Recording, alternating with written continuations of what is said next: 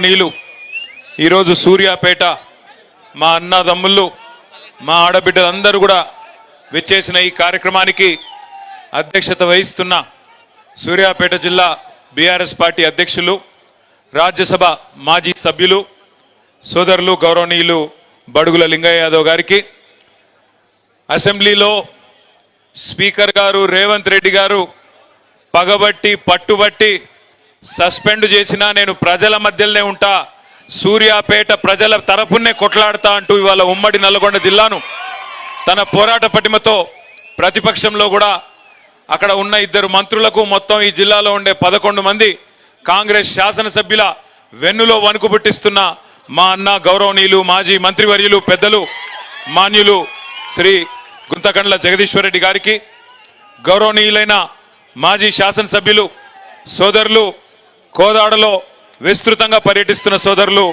బొల్లం మల్లన్న గారు, గౌరవనీయులు తమ్ముడు ఎప్పటికప్పుడు తన వాక్పటిమతో కాంగ్రెస్ ను బీజేపీని చీల్చి చెండాడే మా తమ్ముడు విద్యార్థి ఉద్యమ నాయకుడు సోదరుడు గ్యాదరి కిషోర్ గారు, గౌరవనీయులు మొన్ననే మరి నల్లగొండ పార్లమెంట్ నుంచి పోటీ చేసిన అన్న సోదరులు కంచర్ల కృష్ణారెడ్డి గారు, జిల్లా నుంచి ప్రాతినిధ్యం వహిస్తున్న గౌరవనీయులైన శాసన మండలి సభ్యులు పెద్దలు అన్నగారు కోటిరెడ్డి గారు, ఎంసీ కోటిరెడ్డి గారు, నల్లగొండ మాజీ శాసనసభ్యులు మొన్న దాదాపు ఒక 3 నెలల కింద అనుకుంటా నల్లగొండలో అఖండమైన ప్రదర్శన చేసి మొత్తం రాష్ట్ర వ్యాప్తంగా మరి సంచలనం సృష్టించిన సోదరుడు గౌరవనీయుడు మాజీ శాసనసభ్యుడు కంచర్ల భూపాల్ రెడ్డి గారు, హుజూర్ నగర్ నియోజకవర్గ సమన్వయకర్త పెద్దలు ఒంటెద్దు నరసింహారెడ్డి గారు, గౌరవనీయులు మునుగోడు మాజీ శాసనసభ్యులు సోదరులు కూసుకుంట్ల ప్రభాకర్ రెడ్డి గారు, గౌరవనీయులు పార్టీ జనరల్ సెక్రటరీ సూర్యాపేట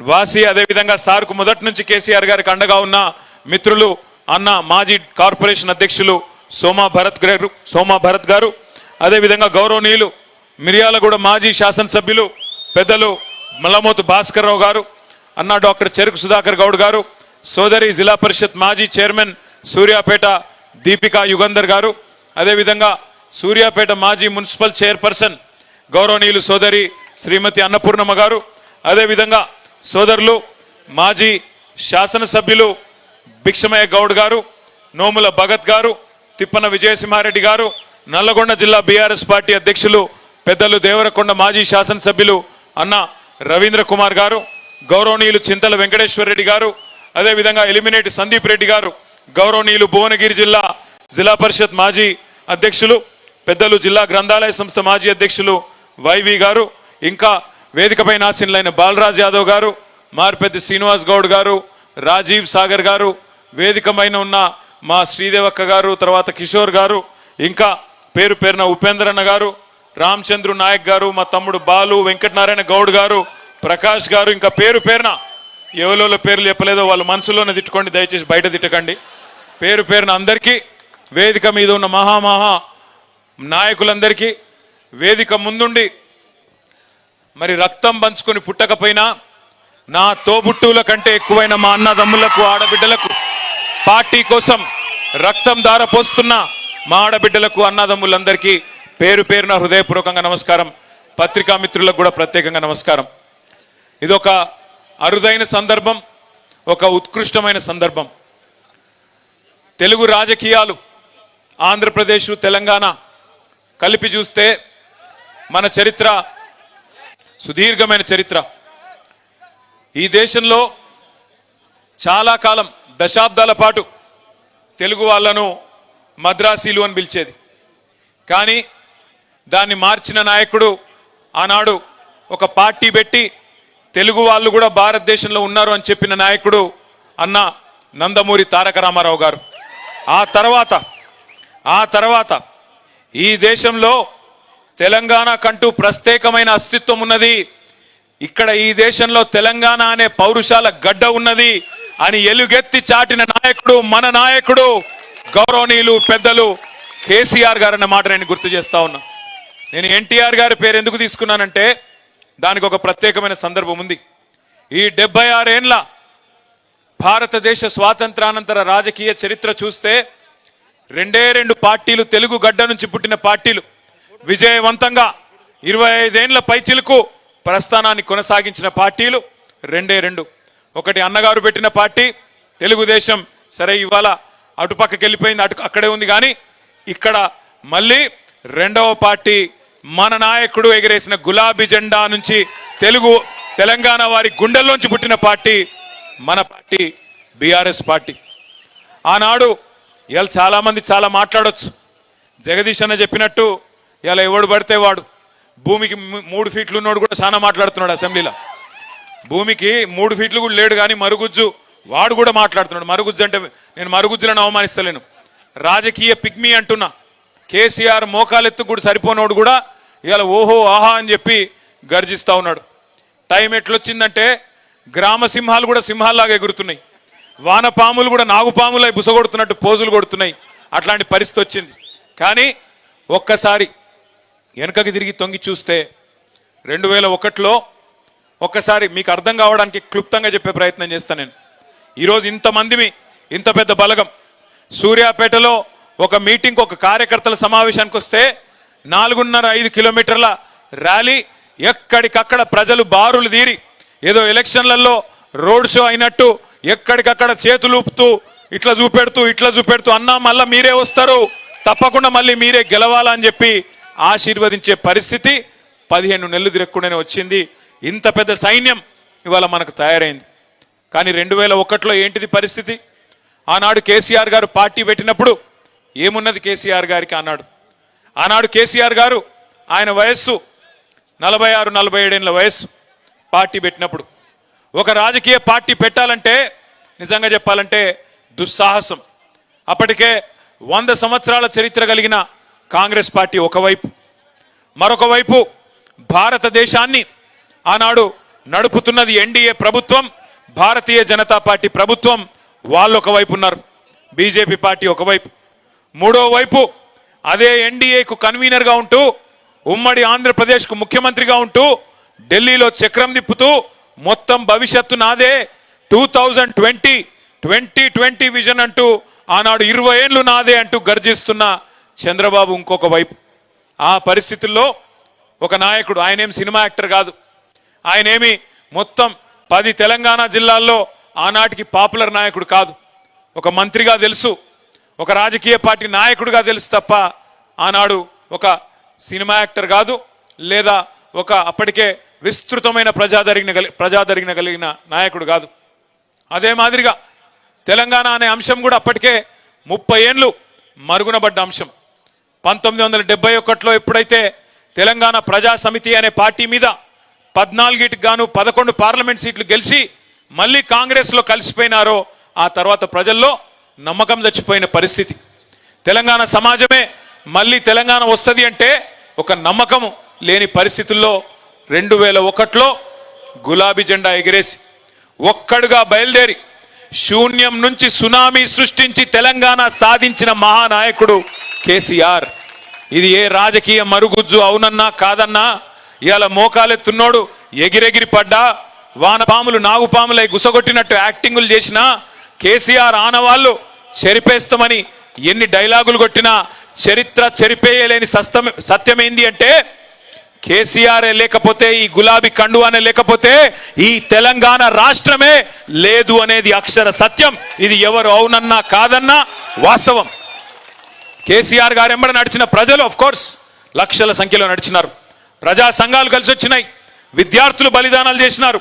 కానీ కేసీఆర్ నడుం బిగించి మొదటి అడుగు వేయపోతే ఆ తర్వాత 14 ఏళ్ల చరిత్రనే లేదు. కానీ ప్రారంభించినాడు ఏముండే? మనీ పవర్ లేదు, మజిల్ పవర్ లేదు, కులబలం లేదు, ధనబలం లేదు, చూపెట్టే మీడియా లేదు. ప్రతికూల శక్తులన్నీ తెలంగాణ వద్దని కోరుకునే శక్తులందరూ హైదరాబాద్లోనే అడ్డాబెట్టి ఎట్లా నడుపుతావో చూస్తాం, తొక్కి పారేస్తాం నిన్ను అని ఒకవైపు హుంకరించడాలు, మకల ఉట్టింది పుబ్బల పోతుంది అని శాపనార్థాలు. ఈ రకమైన వాతావరణంలో ఒక్కడుగా బయలుదేరి ఆనాడు పెద్దలు జగదీశ్వర్ రెడ్డి గారి కొంతమంది మిత్రులు ఉమ్మడి నల్గొండ జిల్లా నుంచి కూడా ఆనాడు తనతో పాటు బయలుదేరి, విజయసింహారెడ్డి గారు ఇట్లా కొంతమంది మిత్రులు, భరత్ గారు, వీళ్ళు బయలుదేరి కొంతమంది ఆనాడు ఆయనతో పాటు ప్రయాణం ప్రారంభించినారు. ఒక్కొక్క అడుగే మరి వేసుకుంటూ 14 ఏళ్ళు. నిజంగా చెప్పాలంటే 25 ఏళ్ల టిఆర్ఎస్ పార్టీ చరిత్ర, బీఆర్ఎస్ గా ఈ రోజు ఉన్నాం. చరిత్ర చూస్తే 3 పాత్రల్లో కూడా విజయవంతమైన ఒకే ఒక్క పార్టీ భారతదేశంలో మన పార్టీ మాత్రమే. మొదటి 14 ఏళ్ళు ఉద్యమ పార్టీగా విశ్వరూపాన్ని చూపెట్టి భారతదేశానికే, దేశంలోని అన్ని వర్గాల ప్రజలకు ప్రజాస్వామ్యబద్ధంగా తమ కోరికలు నెరవేర్చుకోవచ్చనే ఒక అద్భుతమైన ఉద్యమ రూపాన్ని ఆవిష్కరించిన పార్టీ ఉద్యమ పార్టీ టిఆర్ఎస్. ఆ తర్వాత 10 ఏళ్ల పాటు అధికారం ఇస్తే పేదల కోసం ఎట్లా పనిచేయొచ్చు, ప్రజల కోసం ఎట్లా పనిచేయొచ్చు, స్వల్ప కాలంలోనే అన్ని అనుమానాలు పటాపంచలు చేస్తూ భారతదేశంలోనే నంబర్ 1 రాష్ట్రంగా ఎట్లా నిలపొచ్చు అని చూపెట్టిన నాయకత్వం కేసీఆర్ నాయకత్వం. అదేవిధంగా 15 నెలల కిందట అధికారం పోయింది, ప్రతిపక్ష పాత్రలోకి వచ్చినాం. ప్రతిపక్షంలోకి వచ్చిన తర్వాత ఇవాళ చిట్టినాయుడు ఏం చెప్తున్నాడు, టీవీలలో అటో చెంప ఇటో చెంప వాయిస్తున్నారు.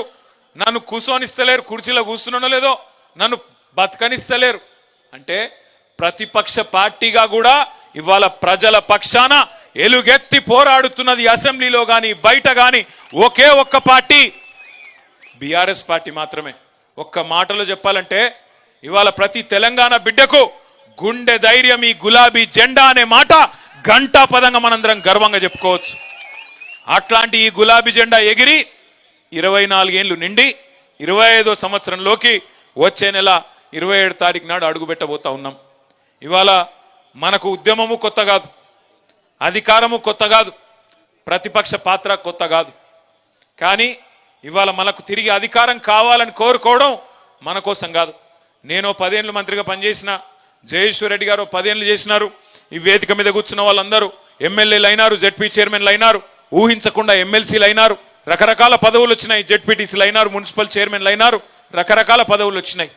ఇవాళ బీఆర్ఎస్ పార్టీ కొట్లాడుతున్నది, బీఆర్ఎస్ పార్టీ తిరిగి కావాలని కోరుకుంటున్నది అధికారం మన కోసం కాదు. ఆనాడు టిఆర్ఎస్ పుట్టుక చరిత్రలో ఒక అనివార్యమైన పరిస్థితిలోంచి వచ్చిన ఒక సందర్భం. ఇవాళ కూడా తిరిగి బీఆర్ఎస్ కు అధికారం కావాలని కోరుకోవడం మన కోసం కాదు, తెలంగాణ కొరకు ఒక చారిత్రక అవసరం ఖచ్చితంగా ఉన్నది. ఈ కర్కశ కాంగ్రెస్ పాలనను ఖచ్చితంగా మళ్ళీ వీళ్ళ పీడను వదిలించాలంటే గులాబీ జెండాతోనైతే తప్ప ఇంకో జెండాతోని కాదు అనే మాట ఇవాళ ప్రజలు గుర్తించినారు. అందుకే ఎక్కడ పోయినా ఈ 15 నెలల్లో, ఎక్కడికి పోయినా ఈ 15 నెలల్లో సరే మనం దెబ్బతిన్నాం, అసెంబ్లీలో ఓడిపోయినాం. ఉమ్మడి నల్గొండ జిల్లాలో ఒక సూర్యాపేట తప్ప 11 స్థానాలు కోల్పోయినాం. పార్లమెంటుకు పోయినాం, పార్లమెంట్లో 2 సీట్లు ఓడిపోయినాం. మొత్తం రాష్ట్ర వ్యాప్తంగా 1 సీటు కూడా రాలేదు. చాలామంది అన్నారు అయిపోయింది, వీళ్ళ పని అయిపోయింది, ఇక ఉన్న ఎమ్మెల్యేలు వెళ్ళిపోతారు, ఎమ్మెల్సీలు వెళ్ళిపోతారు, అసలు పార్టీయే మూతపడుతుంది అనే మాట కూడా మాట్లాడినారు. కానీ ఒక ఫినిక్స్ పక్షి కదా, ఎట్లా లేసి మళ్ళీ ఆకాశాన్ని అందుకునే విధంగా అద్భుతంగా తన పోరాట పటిమతోని ముందుకు సాగుతుందో అదే విధంగా ఇవాళ కదం దొక్కి అటు కాంగ్రెస్ కు ఇటు బీజేపీకి కాలరాత్రులు చూపెడుతున్న మీ అందరికీ హృదయపూర్వకంగా తలలు వంచి శిరస్సు వంచి నేను నమస్కారం చేస్తా ఉన్నా. హైదరాబాద్ లో ఉన్న మేము ఒక్క పిలుపునిస్తే, ఒక్క నిరసన కార్యక్రమానికి పిలుపునిస్తే ఇవాళ క్షేత్రస్థాయిలో కేసులు పెట్టినా, ఎవడు బెదిరించినా, ఎవడు ఏమన్నా భయపడకుండా పోరాడుతున్న మీ అందరికీ హృదయపూర్వకంగా నేను మళ్ళొక్కసారి శిరస్సు వంచి నమస్కారం చేస్తా ఉన్నా. ఇది సామాన్యమైన విషయం కాదు మీరు చేస్తున్న పోరాటం. ఎందుకంటే మీరు చూస్తూ ఉన్నారు ఒక వికృతమైన మనస్తత్వం కలిగిన ముఖ్యమంత్రి. నిజంగా నేను అనుకున్నా చిన్న వయసులో ముఖ్యమంత్రి అయిండు, అదృష్టం బాగుంది, మరి పర్సనాలిటీ పెంచుకుంటాడేమో అనుకున్నా. ఎవరు? రేవంత్ రెడ్డి. ఏ చిన్న వయసులో 53-54 ఏళ్ళకే జాక్పాట్ తలిగింది, తాంతే గారెల బుట్టలు పడ్డట్టు పోయి ముఖ్యమంత్రి అయిండు. సరే ఆయన అదృష్టం బాగుంది, పర్సనాలిటీ పెంచుకుంటాడేమో అనుకున్నా. కానీ రేవంత్ రెడ్డి కథ ఎట్లుందంటే పర్సనాలిటీ పెంచుకున్నాడు మీద లేదు ఇంట్రెస్ట్, పర్సెంటేజ్లు పెంచుకున్నాడు మీదనే ఉంది ఆయన కథ అంతా. ఢిల్లీకి మూటలు పంపాలి, పదవి కాపాడుకోవాలి తప్ప వేరే ఫికర్ లేదు. ఎన్ని మాటలు చెప్పిండ్రండి, ఎన్ని రకాల అబద్ధాలు చెప్పిండ్రు. మొన్న ఒక మిత్రుడు వచ్చినాడు, మీ నల్గొండ జిల్లా వాసే, బాగా రాస్తాడు, మంచి రైటర్, ఇక పేరెందుకులే కానీ ఆయన వచ్చి ఆయన ప్రభుత్వ ఉద్యోగంలో ఉన్నాడు. ఆయన వచ్చినాడు, కొద్దిసేపు ఏదో ముచ్చట పెడుతున్నాం. నేను అడిగిన, అన్నా మరి ఏమైందే మీ నల్లగొండలో? కేసీఆర్ గారు చరిత్రలో ఎన్నడూ లేని విధంగా నల్లగొండని ఇంత బ్రహ్మాండంగా చేసిండు కదా, టైలెండ్ గ్రామాలకు నీళ్లు రాకపోతుండే, గోదావరి నీళ్లను కాళేశ్వరం ప్రాజెక్టు కట్టి తుంగతుర్తి ఇక్కడే ఉన్న సూర్యాపేట కోదాడలోని చివరి మడి దాకా నీళ్లు తీసుకొచ్చి 2.5 లక్షల ఎకరాలకు 2 పంటలకు నీళ్ళు ఇచ్చిండు కదా, ఏమైంది అని అడిగిన. అట్లే ఒక్క మెడికల్ కాలేజీ లేని నల్లగొండ ఉమ్మడి జిల్లాకి 3 మెడికల్ కాలేజీలు ఇచ్చిండు కదన్నా, ఏమైంది అని అడిగిన. దామెరచెర్ల లాంటి అద్భుతమైన విద్యుత్ కేంద్రం కట్టిండు. మొత్తం తెలంగాణలోనే ఉన్న ఒకే ఒక్క అల్ట్రా మెగా పవర్ ప్రాజెక్టు ఒక టౌన్షిప్పే కట్టినాడు. మరి అంత పెద్దది కడితే మిర్యాల కూడా ఎందుకు పోయింది అని అడిగిన. ఆలేరులో భువనగిరిలో మరి ఆ ప్రసిద్ధ సుప్రసిద్ధ ధార్మిక క్షేత్రమైన యాదాద్రిని అంత అద్భుతంగా బహుశా మనం ఎవ్వరం కూడా కలగనని విధంగా అద్భుతంగా తీర్చిదిద్దింది కదా, అదెందుకు పోయింది అని అడిగిన. ఆయన ఏం చెప్పిండో తెలుసా నాకు, అన్న ఏం లేదే, మీరేమనుకోనంటే క్లుప్తంగా రామాయణం కదా, కట్టే కొట్టే తెచ్చి అని చెప్తారు కదా 3 ముక్కల్లో, నేను కూడా అట్లే చెప్తా అన్నాడు. చెప్పు అన్న. ఏమైంది అంటే ఆయన చెప్పిన మాట ఏంటంటే, మీ నల్లగొండ జిల్లా బిడ్డ ఆయన ఏమన్నాడంటే 3 పదాలు, కట్టే కొట్టే తెచ్చే లెక్క, అసూయ ద్వేషం ఆశ. అసూయ ద్వేషం ఆశ, ఈ 3 పనిచేసినాయి అన్న అన్నాడు. అంటే ఏంది అని నేను అన్నా. అసూయ అంటే ఈ మల్లన్నాడు చూసినావు, అబ్బా అధికార పార్టీలకు రాగానే కొత్త కారు కొన్నాడు రా, కొత్త ఇల్లు కట్టిండ్రా, ఆయన కూడా కట్టుకునే ఉంటాడు అనేటోడు. కేసీఆర్ ప్రభుత్వంలో అందరి సంపద పెరిగింది, భూముల రేట్లు పెరిగినాయి, అందరి సంపద పెరిగింది, కానీ మల్లన్న మీద అసూయ పుట్టియాలి. ఓ భాస్కర్ రావు గారు కొత్త అంగేసిండు, అమ్మ నిన్న మొన్నటి దాకా ఆయన ఏదో ఇదివరకు అంగి లేకుండా తిరిగినట్టు బ్రహ్మాండంగా ఉండే ఆయన ఇదివరకు కూడా, కానీ ఇవాళ కొత్త అంగేదో వేసినట్టు ఆయన మీద అసూయ పుట్టించే విధంగా స్థానిక నాయకత్వం మీద ఈర్ష్య ద్వేషాలు కలిగే విధంగా ఒకవైపు ప్రచారం, మరొక వైపు ద్వేషం.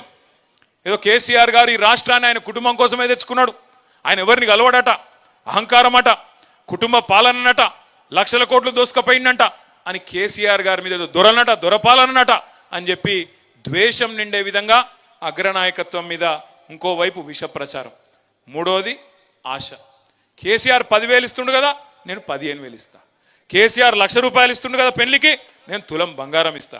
కేసీఆర్ 2,000 ఇస్తుండు కదా పెన్షను, ముసలోనికో ముసలవ్వకో ఇస్తున్నాడు, నేను ఇద్దరికి ఇస్తా, 4,000 ఇస్తా. మా సోనియమ్మ చెప్పింది వచ్చే నెల నుంచే ఇస్తా అని ఏతుల వెంకటరెడ్డి, ఇంకా తర్వాత ఇక ఉన్నారు కదా కోతుల ఉత్తమ్ కుమార్ రెడ్డి, ఇటువంటి వాళ్ళు అందరు ఎక్కడోడు అక్కడ తలిగి మొత్తం ప్రజలని ఆశ పెట్టి, నీళ్లున్నాయి, కరెంట్ వచ్చింది, కడుపు నిండా అన్ని వచ్చినాయి, ఇక ఏడన్నా పోతాయా అవి, ఇంకేదో వస్తుందట మీదికెళ్ళి అని చెప్పి ఒక ఆశ పెట్టి.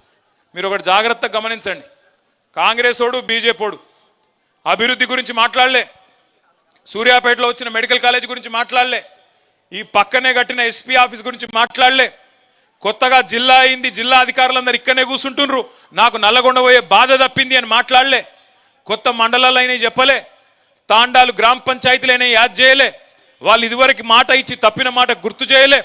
కానీ ఏం చేసినారు, అసూయ. స్థానిక సర్పంచ్, ఎమ్మెల్యే దాకా కూడా కాదు, సర్పంచో ఎంపీటీసో జెడ్పీటీసో ఆయన ఇల్లు చదువుకుంటే కూడా చూసినావురా బగ్గ సంపాదిస్తుండు వీడు, ఈ ఎమ్మెల్యే ఎంత సంపాదిస్తుండో, ఇటువంటి ఇచ్కం బుచ్కం మాటలు మాట్లాడి రాష్ట్రంలో అందరి సంపద పెరిగింది. ఆనాడు కేసీఆర్ ప్రభుత్వం వచ్చినప్పుడు 4 లక్షలు 5 లక్షల ఎకరా ఉన్న భూమి మన ప్రభుత్వం దిగిపోయినాడు ఎంతుండే, 50 లక్షలు అయింది, కొన్ని కాడ ₹1,00,00,000 కూడా అయింది.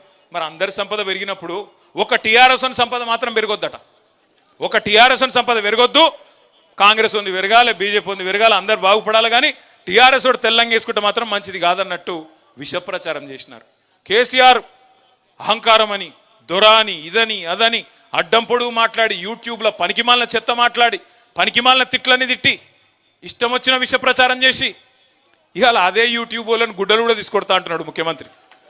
ఏ యూట్యూబ్ని అడ్డం పెట్టుకొని ముఖ్యమంత్రి అయిండో ఈ సన్నాసి రేవంత్ రెడ్డి, ఇవాళ అదే యూట్యూబ్ వాళ్ళనట గుడ్డలు కూడా తీసుకొడతారట ఆయన దగ్గరికి వస్తే. అంటే ఆయన కాడికి వస్తేనే అన్ని గుర్తొస్తున్నాయి. ఇదివరకేమో ఎవ్వరికి ఇక భార్యలు లేరు, పిల్లలు లేరు, ఈయన ఒక్కలకే ఉన్నారట. ఇదివరకేమో ఎవరిని పడతా వాళ్ళని ఏది పడతా అనొచ్చు. ఒక్కొక్క కాన్స్టిట్యున్సీకి వచ్చి ఒక్కొక్క నాయకుడిని ఎంత అన్యాయంగా, ఎంత నీచంగా, ఎంత నికృష్టంగా, మాట్లాడలేని భాషలో వికృతంగా మాట్లాడి ప్రజల మనసులు ఖరాబ్ చేసి, నెత్తి ఖరాబ్ చేసి, లేని ఆశ పెట్టి, దురాశ పెట్టి అధికారంలోకి వచ్చినాం. ఇంకా ఘోరం ఏంటంటే, నిన్న డిప్యూటీ సీఎం మాట్లాడుతుంటే నవ్వాలనో ఏడవాలనో తెలియదు. ఆయన ఇది ఉత్కృష్టమైన బడ్జెట్ అట, అద్భుతమైన బడ్జెట్ అట. నాకు ఒకటే గుర్తొచ్చింది. ఈ మధ్యన దేశపతి శ్రీనివాస్ గారని మన ఎమ్మెల్సీ ఉంటాడు. ఆయన ఒక మంచి పాట రాసిండు, గోవింద గోవింద 6 గ్యారెంటీలు గోవింద అని. చూసి ఇన్నరా ఎప్పుడైనా పాట? అది తులం బంగారము, రైతు బంధు, అది మొత్తం గుర్తొచ్చింది నిన్న నాకు. ఒక్కటంటే ఒక్క పథకం లేదు నిన్న బడ్జెట్లో. వీళ్ళే కదా చెప్తిరి 100 రోజుల్లో 6 గ్యారెంటీలు అమలు చేస్తాం, చేయకపోతే మెడ కోసుకుంటామని ఒకడు, తొడ కోసుకుంటాను ఒకడు, దేవుని కాడ అది పెట్టి అఫిడవిట్ పెట్టి దేవుని కూడా మోసం చేసి సిగ్గుశరం లేకుండా ఇంకా మళ్ళీ నిన్న వచ్చి రుణమాఫీ అయిపోయిందట. అయిపోయిందా రుణమాఫీ? పోయా నిన్న అడిగినాం అసెంబ్లీలో, నేను ఒక్కరిని అడగలే. పోయినసారి నేను అడిగిన, నిన్న పాపం పల్లరాజేశ్వర రెడ్డి అడిగిండు, ఇదివరకు జగదీష్ అన్న అడిగిండు, మొన్న కౌశిక్ అడిగిండు. ఒక్కరు కాదు అందరం అడుగుతున్నాం. అరే ఒక్క ఊరుకోదాం పారబో, ఏ ఊరంటే ఆ ఊరు నీ ఇష్టం. ముఖ్యమంత్రి సొంతూరా, డిప్యూటీ సీఎం సొంతూరా, ఏ ఊరో మీ ఇష్టం. పోదాం. ఒక్క ఊళ్ళోనన్న రైతులు అందరూ ఒక్క కాడ కూర్చొని మాది అయిపోయిందిరా భయ్ మా రుణమాఫీ అంటే ఆడనే వారేసిపోతాం మా పదవులు అంటే అవతలకి వెళ్ళి సపోర్ట్ లేదు, స్టడీ లేదు. అంటే ఎంత అన్యాయమైన మాటలు అంటే 49,500 కోట్ల కాడ మొదలైంది రుణమాఫీ కథ. అధికారంలోకి రాగానే కాంగ్రెస్ వాళ్ళు ఎంత కావాలి రుణమాఫీకి అని అడిగినారు బ్యాంకర్లను పిలిచి. వాళ్ళు చెప్పారు దాదాపు 50,000 కోట్లు కావాలి సార్, 49,500 కోట్లు కావాలని చెప్పినారు. 3వ రోజుకే ముఖ్యమంత్రి గారు మైకు పట్టుకొని ఏముంది 40,000 కోట్లు ఒక్క సంవత్సరం కడుపు కట్టుకుంటే కట్టి పారేస్తా అన్నాడు. నేను అనుకుంటే 2 ఆశ్చర్యమైంది నాకు. ఒకటి 9,500 కోట్లు ఎవడు ఎత్తుకపోయిండు మొదలు అర్థం కాలేదు. మొదలు బ్యాంకర్లకేమో 49,500 కోట్లు అని చెప్తివి, 3 రోజుల క్యాన్లకి 9,500 కోట్లు ఎగిరిపాయి, అదొకటి ఆశ్చర్యం. రెండవది ఒక సంవత్సరం కడుపు కట్టుకుంటే 40,000 కోట్లు వస్తాయట. ఇది మాకు తెలియకపోయా, 10 ఏళ్ళు ఉంటే కూడా మాకు తెలియకపోయా. అంటే 40,000 కోట్లు ఇచ్చేస్తా అన్నాడు ముఖ్యమంత్రి గారు. తెల్లారో మర్నాడో క్యాబినెట్లో పోయినారు. క్యాబినెట్లో పోయి మళ్ళీ క్యాబినెట్ ఏం ఆమోదిస్తుంది? 31,000 కోట్లు ఇస్తున్నాం రుణమాఫీకి అంటారు. మళ్ళీ 9,000 కోట్లు ఎగిరిపోయింది హుష్ కాకి. ఆడికెళ్ళి అసెంబ్లీకి వచ్చింది మా బట్టన్న ఓ బ్యాగ్ పట్టుకొని వచ్చిండు. ఇక బ్యాగ్ చూడంగానే పాపం రేవంత్ రెడ్డికి పాత జ్ఞాపకాలన్నీ గుర్తుకొస్తున్నాయి అనుకుంటా. పాత జ్ఞాపకాలన్నీ పాపం ఉన్నాయి కదా, మంచి మంచి జ్ఞాపకాలు. సో ఆ బ్యాగ్ పట్టుకొని చూస్తే, ఆ బ్యాగ్ ఓపెన్ చేస్తే ఏమున్నది, బ్యాగ్ తెరిస్తే 26,500 కోట్లట రుణమాఫీకి. ఇది పోయిన సంవత్సరం చెప్పిన మాట, పోయిన బడ్జెట్లో. ఈ బడ్జెట్లో ఏం చెప్పి ఎరికేనా, 20,000 కోట్లు కట్టేసినా అయిపోయింది రుణమాఫీ అంటాడు. ఎక్కడ 50,000 కోట్లు, ఎక్కడ 20,000 కోట్లు, మధ్యలో 30,000 కోట్లు ఎక్కడ పోయినాయి? ఎక్కడికి? 40 సార్లు ఢిల్లీ పోవడం అంటే మామూలు ముచ్చట్న? 40 సార్లు ఢిల్లీ పోతే పోయినప్పుడల్లా కనీసం 500 కోట్లు 600 కోట్లు వేసుకపోవాలి కదా, లేకపోతే తెల్లారి ఇక్కడికి వచ్చే వరకు మళ్ళీ పదవి ఊస్టింగే కదా. అవి ఆడికి పోతున్నాయి పైసలు. 30,000 కోట్లు రైతులు ఎక్కడ పోయినాయి అంటే టింగు అనుకుంటే ఢిల్లీలో రాహుల్ గాంధీ ఖాతాలా, ఖర్గే ఖాతాలా, ప్రియాంక గాంధీ ఖాతాలా అక్కడ పడుతున్నాయి తప్ప రైతు బంధు లేదు, ఏది లేదు. కేసీఆర్ గారు చిలకకు చెప్పినట్టు చెప్పిండు, ఈ సన్నాసులను నమ్మితే మునుగుతాము, రైతు బంధు రామ్ అవుతుందని చెప్పిండా? సూర్యాపేటలో కూడా చెప్పిండా? మరి ఇన్నారు మీరు? ఇన్లే. హుజూర్ నగర్ వాళ్ళు ఇన్లే, ఒక సూర్యాపేట వాళ్ళు ఇన్నారు బుద్ధిమంతులు, కానీ హుజూర్ నగర్ వాళ్ళు ఇన్లే, తుంగతుర్తి వాళ్ళు ఇన్లే. మళ్ళీ ఈ చూడు కూడా ఏం మెజారిటీలు నాకు అర్థం కాదు. ఏ వాళ్ళు పడితే వాళ్ళకే, అసలు ఇదివరకు అడ్రస్ లేని వాళ్ళకు 50,000 60,000 ఓట్ల మెజారిటీ ఇచ్చి గెలిపించి ఇలా కూర్చోబెట్టుకున్నారు నెత్తి మీద. కేసీఆర్ గారు పార్లమెంట్ అప్పుడే చెప్పిన, కృష్ణారెడ్డి గారు ప్రచారంకి వచ్చినప్పుడు, ఏరికోరి మొగాన్ని తెచ్చుకుంటే వాడు ఎగిరెగిరి తన్నిడని చెప్పారు. ఇప్పుడు 15-16 నెలలు అయితే ఒక్క పథకం అని ఉన్నదా? ఉన్నాయే పోయినాయి మొత్తం. గోదావరి నీళ్లు ఇగో ఇదే కిషోరు, ఇదే జగదీశ్వర్ రెడ్డి గారు, ఇదే బొల్లమల్లయ్య గారు కిందవడి మీదవడి కేసీఆర్ గారు ఒక నీరటాయన లెక్క పనిచేసి ఆ నీళ్ళన్నిటినీ ఇగో గేట్లు ఎత్తండి, చెరువులు నింపండి, తీసుకుపోండి అని పాపం కేసీఆర్ గారు తనలాడి నీళ్ళు ఇస్తే చివరి మడి వరకు మీరు ఒక్క ధర్నా చేసే అవసరం లేకుండా, రోడ్డు ఎక్కే అవసరం లేకుండా 2.5 లక్షల ఎకరాలకు సూర్యాపేట జిల్లాలో కాళేశ్వరం ద్వారా ఆ నీళ్ళని తెచ్చి మీ 2 పంటలు పండించింది కేసీఆర్. నల్లగొండ జిల్లాను మొత్తం తెలంగాణ రాష్ట్రంలోనే ఉమ్మడి నల్లగొండ జిల్లాను నంబర్ 1 జిల్లాగా వరి ధాన్యం ఉత్పత్తిలో చేసింది కేసీఆర్ ప్రభుత్వం. మరి అలా మీ సూర్యాపేట జిల్లాలో నీళ్ళ మంత్రి ఉన్నాడు, నీళ్లున్నాయా? మంత్రి అయితే ఉన్నాడు, 6 ఫీట్లు ఉన్నాడు. మా జగదీష్ అన్న 6 ఫీట్ల కంటే కొద్దిగా తక్కువనే ఉన్నాడు, కానీ నీళ్లు తెచ్చిండు. ఆయన మాత్రం ఆ సన్నాసి 6.5 ఫీట్లు ఏమున్నాడు, నీళ్లు మాత్రం లేవు. నీళ్ళ మంత్రి మళ్ళీ పేరుకు. ఏం చేయాలి? ఏం చేస్తున్నారు తెలుసా మీ నల్లగొండ మంత్రులు? ఒకడేమో ఎస్ఎల్బీసీలా 8 మంది ఇక్కపోతే ఆడపోయి చేపల కూర చేయించుకొని తింటుండు. ఆడ ఇంకా ఏమైంది ఆవిడ యాక్సిడెంట్ అంటే ఏం లేదు, ఇలా నీళ్లు వాటర్ కలిసినాయి అంటున్నాడు. అరే నీళ్లు వాటర్ కలిసిడు ఇంద్రాబాయ్, మాకెక్కడ తెలియదు ఇటువంటి కథ అంటే నీళ్లు వాటర్ కలిసినాయట. ఇక ఇట్లున్నారు మీ మంత్రులు. మీ ఒక ఆయననేమో నీళ్ళ మంత్రి, నీళ్లు లేవు. ఇంకొక ఆయనేమో నీళ్లు వాటర్. ఇంత గొప్పోలను ఎన్నుకున్న నల్లగొండ చైతన్యానికి హృదయపూర్వకంగా వందనం. నేను మిమ్మల్ని కోరేది ఒకటే, బాధపడేది ఏం లేదు. పోయింది అధికారమే, ప్రజల అభిమానం పోలేదు. ఇదే గులాబీ జెండా తిరిగి రావాలి, కేసీఆర్ ముఖ్యమంత్రి కావాలి అనే మాట ఇవాళ ప్రతి గుండెలోంచి వినబడతా ఉన్నది. ప్రతి గుండె చప్పుడు. మేమందరం తిరుగుతున్నాం. మన భాస్కర్ రావు గారు ఏదో సందర్భంలో కలిసినారు, చెప్తున్నారు, సార్ నిజంగా చెప్తా ఉన్నా, ఎక్కడ పోయినా ఎక్కడ తిరిగినా, అది నాగార్జున సాగర్ కావచ్చు, మిర్యాలగూడ కావచ్చు, పట్టి పట్టి చెప్తున్నారు సార్, ఆపాపి చెప్తున్నారు, ఈసారి మీరే అంటున్నారు అనగానే మా జగదీశ్ అన్న నవ్వుతున్నాడు. ఈసారి మీరే అంటే పోయినసారి వేయలేదా మీరు అని అడుగు అని చెప్తున్నాడు. అట్లా ఈసారి మీరే అని పట్టి చెప్తా ఉన్నారు. ఎందుకు అంటే తెలిసిపోయింది, అర్థమైంది. నిజంగా కూడా మనకు మంచి జరిగింది, మనం బాధపడేదేం లేదు. ఎందుకంటే 10 ఏళ్ళు మననే చూసిండు, తెలంగాణ వచ్చినాక ఇంకోళ్ళు కనబడలేదు. చూసి కొద్దిగా బోరు కొట్టినట్టుంది. అందుకే అప్పుడప్పుడు ఏంటంటే చీకటిని చూస్తేనే వెలుగు విలువ ఏందో అర్థమవుతుంది. చీకటిని చూస్తేనే వెలుగు విలువ అర్థమవుతుంది. అప్పుడప్పుడు గాడిదలను చూస్తేనే గుర్రాల విలువ కూడా ఏందో అర్థమవుతుంది. ఇవాళ అక్కడ ఉన్న కంచరగాడిదని చూసిన తర్వాత కేసీఆర్ ఏందో, బీఆర్ఎస్ ఏందో, ఎట్లా 10 ఏళ్ల పాటు అద్భుతంగా నడిపిండో అందరికీ అర్థమైంది. ఇవాళ మీరు ఒక్కటి దయచేసి గుర్తుపెట్టుకోండి, ఈ కాంగ్రెస్ వాళ్ళు కానీ బీజేపీ వాళ్ళు కానీ మనకేనాటికైనా శత్రువులే. ఇవాళ నీళ్ళు ఎందుకు వస్తలేవు? సామాన్యమైన ఒక మౌలిక ప్రశ్న, ఒక రైతు అడిగే ప్రశ్నకు సమాధానం ఉందా ఇళ్ళకాడ? ఎందుకు నీళ్ళు వస్తలేవు? కేసీఆర్ ఉన్నప్పుడు వచ్చినాయి, నువ్వు ఉన్నప్పుడు ఎందుకు వస్తలేవు అంటే సమాధానం చెప్పే సత్తా ఏ సన్నాసికి లేదు కాంగ్రెస్లో. ఒకడేమో మళ్ళీ కేసీఆర్ని తిడతాడు, నువ్వే తప్పు చేసిపోయినావు అంటాడు ఒకడు. మరి నేను కేసీఆర్ తప్పు చేస్తే ఆయన ఉన్నప్పుడు ఎట్లా వచ్చినాయి నీళ్ళు? ఒక మాట. రెండోది, ఇక్కడ బట్టి విక్రమార్క గారు వచ్చిపోయాను, ఇది కాళేశ్వరం నీళ్లు కాదు ఎస్ఆర్ఎస్పి నీళ్లు అని చెప్పి అప్పట్లో జగదీష్ అన్నను కిషోర్ను వీళ్ళు ఇద్దరు కలిసి 1,00,000 జనార్చన అని చెప్పి మొత్తం కాలువల మీద కాళేశ్వరం నీళ్లకు ఒక మంచి కార్యక్రమం చేస్తే బట్టి విక్రమార్క వచ్చి తిట్టిపోయాడు, ఇది ఎస్ఆర్ఎస్పి నీళ్లు కాళేశ్వరం నీళ్లు కాదన్నాడు. సరే, ఇప్పుడు కాళేశ్వరం ఏదో కూలిపోయిందని లేనిది ఉన్నట్టు చూపెట్టే ప్రయత్నం చేస్తున్నారు. నేను బట్టిని అడుగుతున్నా, ఉత్తమన్నని అడుగుతున్నా, బట్టి అన్నను ఉత్తమన్నను ఇద్దరిని. మరి సరే అనుకుందాం, ఒక్క నిమిషానికి మీరు చెప్పింది నిజమే అనుకుందాం, కాళేశ్వరంలోకి వెళ్ళి నీళ్ళు వస్తలేవు అనుకో.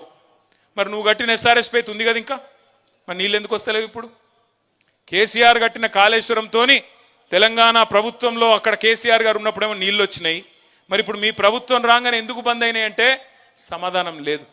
వాస్తవం ఏంది అంటే కేసీఆర్ గారి మీద గుడ్డి ద్వేషంతో, కేసీఆర్ ఆనవాళ్లను ప్రజలు మర్చిపోవాలనే ఒక గుడ్డి వ్యతిరేకతతో మేడిగడ్డలో ఒక్క పిల్లర్ మీద ఒక చిన్న పర్రె పడితే దాన్ని రిపేర్ చేయకుండా 15-16 నెలల నుంచి ఎండబెట్టి అక్కడి నుంచి నీళ్లు కిందికి ఆంధ్రాకు పోతున్నా ప్రేక్షక పాత్ర వహిస్తూ ఇవాళ మొత్తం లక్షలాది ఎకరాల్లో గోదావరి పరివాహక ప్రాంతంలో, మీ తుంగతుర్తిలో, మీ కోదాడలో, మీ సూర్యాపేటలో, పెన్పహాడ్లో పంటలు ఎండుతున్నాయంటే ఖచ్చితంగా ఇది కాలం తెచ్చిన కరువు కాదు, ఇది కాంగ్రెస్ తెచ్చిన కరువు. రేవంత్ రెడ్డి పాపం ఇవాళ రైతన్నకు శాపం అవుతున్నది. రేవంత్ రెడ్డికి కేసీఆర్ గారి మీద ఉన్న కోపం ఇవాళ రైతన్నకు శాపం అవుతున్నది, ఇంకోటి కాదు. ఇది గోదావరి. మరి కృష్ణలో ఏమైంది? పోయిన వానాకాలం మంచిగా నీళ్లు వర్షాలు పడ్డాయి, నీళ్లు నిండా ఉండే, శ్రీశైలంలో కానీ నాగార్జున సాగర్లో కానీ పైన జూరాల్లో కానీ నిండా ఉండే నీళ్లు. మరి అక్కడెందుకు ఇయ్యలేకపోతున్నారు? ఆనాడు టెయిల్ దాకా ఇదే జగదీశ్వర్ రెడ్డి గారు, అదే భగత్, అదే భాస్కర్ రావు గారు, ఈ మొత్తం హుజూర్ నగర్లో ఆనాడు మన సోదరులందరూ కలిసి టెయిల్ గ్రామాలకు నీళ్ళు ఇయ్యలేదా? చివరి పంట దాకా, చివరి మడి దాకా తడి అందలేదా? మరి ఇవాళ ఎందుకు వస్తలేవు? ఒక్కటే కారణం, కృష్ణలో పోయినప్పుడు కేసీఆర్ గారు ఉన్నప్పుడు మనం 36% నీళ్లు వాడుకున్నాం. కానీ ఈ సన్నాసుల ప్రభుత్వం వచ్చినాక 24% నీళ్లను కూడా వాడుకునే తెలివి లేక కిందికి నీళ్లను వదిలేసి ఆంధ్ర నుంచి ఆంధ్రకెళ్ళి కిందికి సముద్రంలో వదిలిపెట్టిన సన్నాసి ప్రభుత్వం రేవంత్ రెడ్డి ప్రభుత్వం, కాంగ్రెస్ ప్రభుత్వం. నీళ్లు వాడుకునే తెలివి లేదు, నీటిని పొదుపు చేసుకునే తెలివి లేదు, భూగర్భ జలాలు పెంచి చెర్లను నింపి బ్రహ్మాండంగా కేసీఆర్ గారు ఏ పని అయితే చేసిండ్రో ఆ తెలివి లేదు. కానీ డైలాగులు కొట్టే తెలివి ఉంది. ఏమంటాడు ఉత్తమ్ కుమార్ రెడ్డి? ఏమంటున్నాడు విన్నారా మీరు? నిన్నమొన్న ప్రాజెక్టుల కింద పంటలు ఎండుతున్నట ప్రభుత్వం బాధ్యతనట, కానీ బోర్ల కింద పంటలు ఎండితే మాత్రం ప్రభుత్వ బాధ్యత కాదట. బోర్లు ఎందుకు ఎండిపోతున్నాయండి? మీరు చెర్లు నింపితే బోర్లు ఎండిపోవునా? మరి చెర్లు నింపే తెలివి మీకు లేదా? ప్రాజెక్టులో నీళ్లున్నప్పుడు చెరులో నీళ్లు నింపుకోవాలనే తెలివి లేదా? ఇదే కేసీఆర్ గారు ఉన్నప్పుడు ఎర్రటి ఎండల్లో చెర్లు మత్తళ్ళు దుంకిన మాట వాస్తవం కాదా? కాదా? అవునా? అవునైతే మరి మీకెందుకు చేతనైతే లేదని అడగాల్సిన బాధ్యత మన మీదనే ఉన్నది. బీజేపీడు మాట్లాడాడు, బీజేపీడు ఒక్క మాట కూడా మాట్లాడాడు రేవంత్ రెడ్డికి వ్యతిరేకంగా. ఎందుకంటే మీకు తెలుసు, పైన బడాబాయ్ షోటాబాయ్, వాళ్ళు వీళ్ళు ఒకటే, బయటికి ఏదో డామా తప్ప ఇద్దరు ఒకటే. వాళ్ళిద్దరు లక్ష్యం కూడా ఒకటే, తెలంగాణకు గొంతు ఉండొద్దు. ఎందుకంటే వాళ్ళకి తెలుసు ఈ గులాబీ జెండా తెలంగాణ ప్రజాపక్షం, వాళ్ళిద్దరూ ఢిల్లీ పక్షం. అందుకే వాళ్ళు ఏం కోరుకుంటారు? ప్రజాపక్షంగా ఉన్న పార్టీ ఉండొద్దు, ఇది పూర్వపక్షం అయిపోవాలి, మనమే ఉండాలి, మనం కొట్లాడుకోవాలని చెప్పి ఇలా బండి సంజయ్ గారు, కిషన్ రెడ్డి గారు రేవంత్ రెడ్డి మీద ఈగ వాలకుండా కాపాడుతూ, కంటికి రెప్పలాగా కాపాడుతూ, ఆయన ఎంత అవినీతి చేసినా, ఎన్ని వేల కోట్లు దోచుకున్నా, మనం ఆధారాలతో సహా సమర్పించినా వాళ్ళు మాత్రం చర్య తీసుకోవడం లేదు. ఇదంతా మీకు ఎందుకు చెప్తున్నా అంటే సమకాలీన రాజకీయాలు. నేను సూర్యాపేటకు వచ్చి చెప్పకూడదు నిజానికి, ఎందుకంటే మీరు అందరూ చైతన్యవంతులు. ఒకనాడు సాయుధ పోరాటంలో నిజాంనే ఉరికించిన గడ్డ చైతన్యానికి ప్రతీక అయినది ఉమ్మడి నల్లగొండ మీ సూర్యాపేట. మరి మనం ఇప్పుడు సందర్భం ఏంది? ఏప్రిల్ 27 మన పార్టీ 25వ ఏట అడుగు పెడుతున్న సందర్భం. అందుకే మీ జిల్లా కవి గారు హనుమంతు గారు రాసిన పాట, సుద్దాల హనుమంతు గారు, ఎట్లా బయలుదేరాల వరంగల్కి? బండెనుక బండి గట్టి ఒక్కొక్క గ్రామం నుంచి 16 బండ్లు గట్టి, ఎవరికి ఏ సాధనం దొరికితే ఆ సాధనంలో, ఎండ కొద్దిగా ఎక్కువ ఉంటుంది, ఎండను కూడా చూసుకొని వడదెబ్బ దాకకుండా మజ్జిగ ప్యాకెట్లు కూడా పెట్టుకొని మంచిగా బ్రహ్మాండంగా తయారై ఏ సాధనం దొరికితే ఆ సాధనం. ఇప్పుడే మల్లన్న చెప్తున్నాడు పక్కకెళ్ళి, అన్న మా దగ్గరికి వెళ్ళి కొంతమంది మరి పాదయాత్రకు వస్తారంటున్నాడు. అంటే నేను అన్న కొద్దిగా జాగ్రత్త, ఎందుకంటే ఎండాకాలము, ఆయనతో వడదెబ్బ దాకితే లేని ప్రమాదం వస్తుంది, జాగ్రత్త అన్న అని చెప్పిన. రకరకాల ఆలోచనలు ఉండొచ్చు. ఉద్యమ సందర్భంలో జయేశ్వర్ రెడ్డి గారు ఇంకా మిగతా మిత్రులు చాలా మంది సైకిళ్ళ మీద వచ్చినారు వరంగల్కి, ఇంకా చాలా మంది చాలా రూపాల్లో వచ్చినారు, ఎడ్ల బండ్ల మీద, ట్రాక్టర్ల మీద. మళ్ళొక్కసారి కదం దొక్కాల్సిన సందర్భం.